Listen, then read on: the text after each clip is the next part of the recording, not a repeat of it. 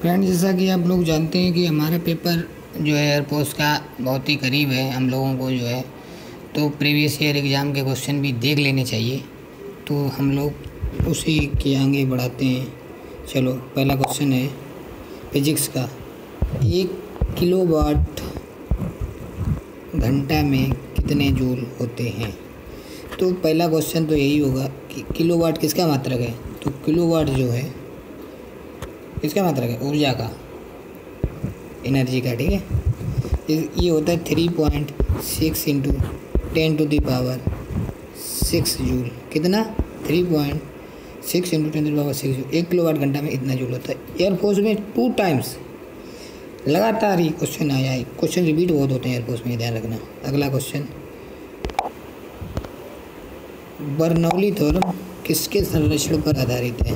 Bernoulli, तो आप सभी लोगों को पता होगा कि बर्नौली थ्योरम जो है ऊर्जा संरक्षण पर आधारित है। ओके, आगे तीसरा एक और क्वेश्चन आया था प्रीवियस ईयर, एक आया था किरचॉफ का द्वितीय नियम। ये भी ऊर्जा संरक्षण पर आधारित है। ठीक है भाइयों, अब किरचॉफ का प्रथम नियम किसके संरक्षण पर आधारित है? तीसरा क्वेश्चन, किरचॉफ का प्रथम नियम जो है ये जो है आवेश संरक्षण पर। ठीक है, तो और ये जो किरचॉफ का द्वितीय नियम है ये बंद पास के लिए लागू होता है, और किरचॉफ का प्रथम नियम है वो खुले और बंद दोनों के लिए लागू होता है। और जैसा कि आप जानते हैं किरचॉफ का द्वितीय नियम जो है ये किसके? ओम के नियम के समतुल्य है। ठीक है, आगे बढ़ते हैं। जैसा कि आप लोगों को पता है, बहुत में क्वेश्चन आया था कि समपृष्ठ विभव पर, जो ये समपृष्ठ विभव होता है इस पर वैद्युत बल रेखाएं कैसे होती हैं, ये क्वेश्चन आया था। बिल्कुल जेन्युइन क्वेश्चन बता रहा हूँ, झूठ है बिल्कुल नहीं, एक 100% श्योर, बिल्कुल राइट। ठीक है, तो वैद्युत बल रेखाएं जो है समपृष्ठ विभव पर 90 अंश होती हैं। ध्यान रखना, ये क्वेश्चन एयरफोर्स का आया हुआ है। ठीक है, 90 अंश होती हैं। और एक बात और ध्यान रखना, समपृष्ठ विभव पर विभवांतर 0 होता है और किया गया कार्य भी 0 होता है। ठीक है, इतना याद रखेंगे।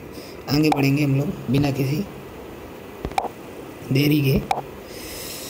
और एक क्वेश्चन आया था कि जो चाय वाली प्याली होती है ना, ये बर्तन जो है ये नीचे काले क्यों होते हैं? ऐसा क्वेश्चन आया था एयरफोर्स में। तो आप लोगों को ध्यान रखना चाहिए कि वो उष्मा, काली चीज़ जो है उष्मा का अवशोषक करती है ज़्यादा। ठीक है, ये क्वेश्चन एयरफोर्स में आया था। आगे बढ़ते हैं।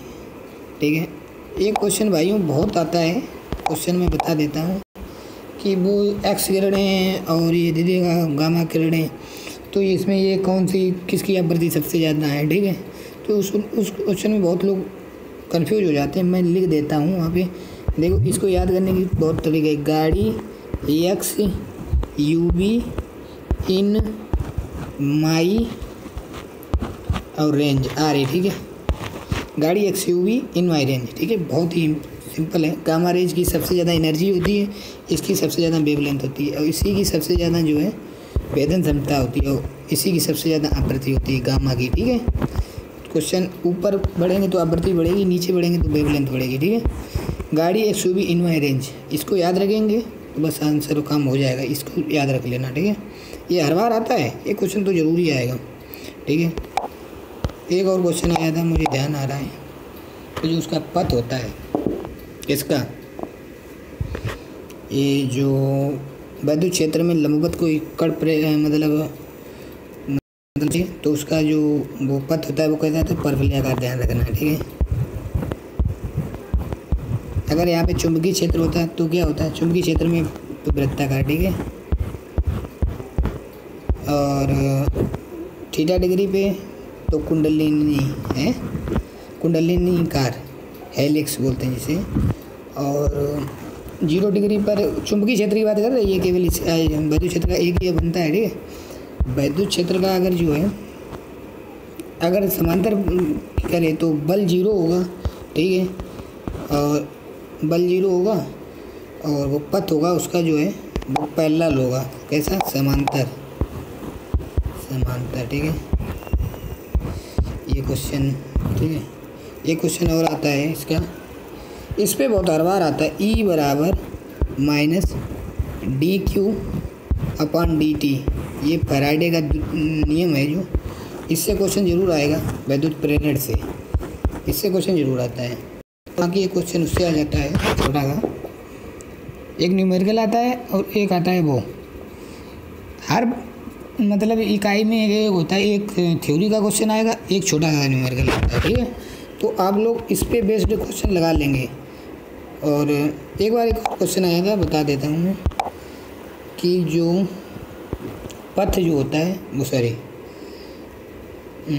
एक साइकिल में जो ये पूरा AC की एक साइकिल का मान कितना होता है, वो 0 होता है, ठीक है, ठीक है। औसत मान कितना होता है 2I0 है, ठीक है, अपान पाई, ठीक है, या 0.637, ठीक है, औसत मान होता है। और जैसे मान लो एक क्वेश्चन है, एक बार एक ये आया था कि किसी परिपथ में धारा जो है 4 एम्पियर है, तो उसका IRMS मान बताओ, ठीक है। परिपथ में 4 एम्पियर की धारा, तो IRMS मान। मेरे प्यारे भाइयों, मैं यहाँ पे आपको बताना चाहता हूँ कि जो जितनी भी धारा दी जाए वो IRMS मान ही होता है, ठीक है। तो आप लोग जो है कंफ्यूज हो गए, कहीं या तो 4/√2 लगा देंगे या 4√2 लगा देंगे, ठीक है। ये गलती बहुत लोग कर देते हैं, तो ये नहीं करनी है। उसका यदि मतलब IRMS मान पूछेगा तो वही होगा, ठीक है। आगे बढ़ते हैं। एक क्वेश्चन ये पूछा गया था कि जो धारामापी होता है, धारामापी, इसको अमीटर में कैसे बदलेंगे, ठीक है। तो धारामापी को अमीटर में बदलने के लिए समांतर में निम्न, ठीक है, समांतर में निम्न प्रतिरोध, ठीक है, समांतर में निम्न प्रतिरोध, और वोल्टमीटर में बदलने के लिए श्रेणी में उच्च प्रतिरोध, ठीक है। और पूछेगा आदर्श वोल्टमीटर का प्रतिरोध कितना होता है, तो अनंत। आदर्श अमीटर का प्रतिरोध कितना होता है, 0। मिली अमीटर का प्रतिरोध मिली वोल्टमीटर से, मतलब अमीटर का प्रतिरोध मिली अमीटर से कम होता है, ठीक है। और जबकि मिली वोल्टमीटर का प्रतिरोध मतलब इससे कम होता है। जैसे मतलब वोल्टमीटर पूछेगा, वोल्टमीटर और मिली वोल्टमीटर किसका प्रतिरोध अधिक है, तो वोल्टमीटर का, ठीक है। आदर्श वोल्टमीटर का प्रतिरोध अनंत होता है और अमीटर का 0, ठीक है। ये कुछ क्वेश्चन जो है मुझे याद आ गए। और ये जो है एक बार क्या हुआ था, कैपिटल G की विमा पूछी गई थी, ठीक है। तो इसका मान होता है F = G m1 m2 अपान R², ठीक है। इसे निकाल लेंगे। इसका मान होता है 6.67 × 10⁻⁻11 न्यूटन मीटर स्क्वायर प्रति किलोग्राम स्क्वायर, ठीक है, न्यूटन मीटर स्क्वायर प्रति किलोग्राम स्क्वायर, ठीक है। और ये भी पूछ लेगा कि सर्वप्रथम प्रयोगशाला में कैपिटल G का मान किसने ज्ञात किया, तो हेनरी कैवेंडिश, ठीक है। किसने ज्ञात किया, कैवेंडिश, ठीक है। ये रहा कैवेंडिश, ठीक है। एक बार और शक्ति की बीमा आई थी, मैंने पेपर दिया था जो, उसमें शक्ति की बीमा पूछी गई थी, ठीक है। तो उसमें बीमा दी गई थी, वो पूछ रहा था ये बीमा किसकी है, तो उसकी होती है ml² T⁻⁻3, ठीक है, शक्ति की बीमा। भाइयों, मेरा जो ये वीडियो बनाने का पर्पज़ था, ये केवल आप लोगों को क्वेश्चन बताने का था। तो आप लोग ये समझ के मतलब वीडियो ये इसको देखकर इसी प्रकार के क्वेश्चन पढ़ें तो आपका पेपर आसानी से क्लियर हो सकता है। और एक और क्वेश्चन है, मैं बता देता हूँ। आपको कभी भी कोई भी क्वेश्चन मिल जाए, अगर ये मुझे चक्री पथ है, सॉरी वृत्तीय पथ है, तो उस पर कहीं भी चाहे आधा चक्कर बोले चाहे पूरा चक्कर बोले, कितना भी बोले, तो किया गया कार्य हमेशा 0 होता है। ये क्वेश्चन आया था, तो मैं यार कंफ्यूज हो गया था एक बार कि ये पूरा चक्कर, उसने आधा चक्कर बोल दिया, ठीक है, क्योंकि मुझे पता था पूरे चक्कर में 0 होता है। तो आधा मैंने F = mv² R से वो πr करके लगा दिया, उससे मेरा 0 गलत हो गया, ठीक है। तो आप लोग हमेशा याद रखेंगे, चाहे आधा बोले चाहे पूरा बोले, 0 ही आंसर लगाएंगे, ठीक है।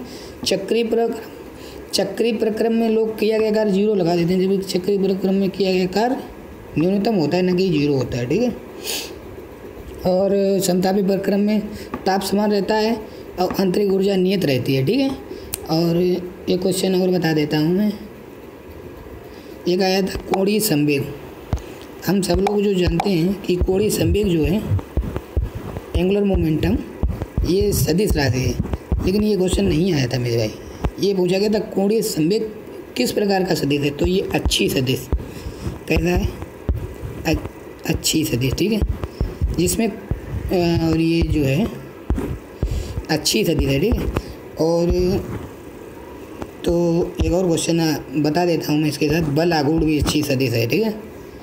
बल आघूर्ण, और जिसमें कोणीय होता है वो लगभग अच्छी सदिश ही होता है, और ये बल आघूर्ण और होता है। बल आघूर्ण पूछ सकता है क्योंकि उसमें कन्फ्यूजन हो जाएगी, ठीक है, अच्छी सदिश। तो ये क्वेश्चन कुछ रहे। एक और आया था कि पूर्ण प्रत्यास्थ पदार्थ के लिए जो है यंग प्रत्यास्थता गुणांक का मान कितना होता है, तो होता है अनंत। ये क्वेश्चन आया हुआ है, ठीक है, अनंत, ठीक है, ये ठीक है। तो भाइयों लगभग मैंने 20 से 25 क्वेश्चन बता दिए हैं, पता नहीं कितने हो गए, लेकिन आप लोग जो है अगर इनको याद कर लेते हैं तो डेफिनेटली इन्हीं से एक क्वेश्चन आ सकता है, ठीक है। ओके फ्रेंड्स, तो हम लोग आगे फिजिक्स की तैयारी करते रहेंगे, आप लोगों को डायरेक्शन देते रहेंगे, आप लोग इसे पढ़ेंगे तो एयरफोर्स आसानी से क्रैक हो सकता है।